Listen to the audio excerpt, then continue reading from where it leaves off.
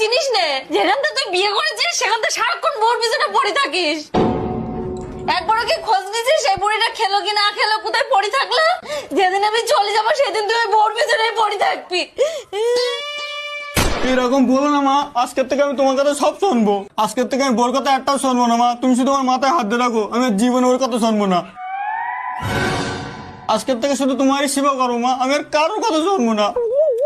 এই যে শুনছো, ভাতটা খেয়ে নাও। আমি খাবো না, তুমি যাও এখান থেকে।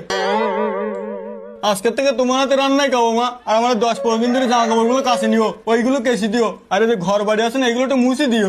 আজকের থেকে ঘর বাড়ির মালিক সব তুমি। ওটো মা ওটো, তুমি এই ঘর বাড়ি সামলাও, ওটো।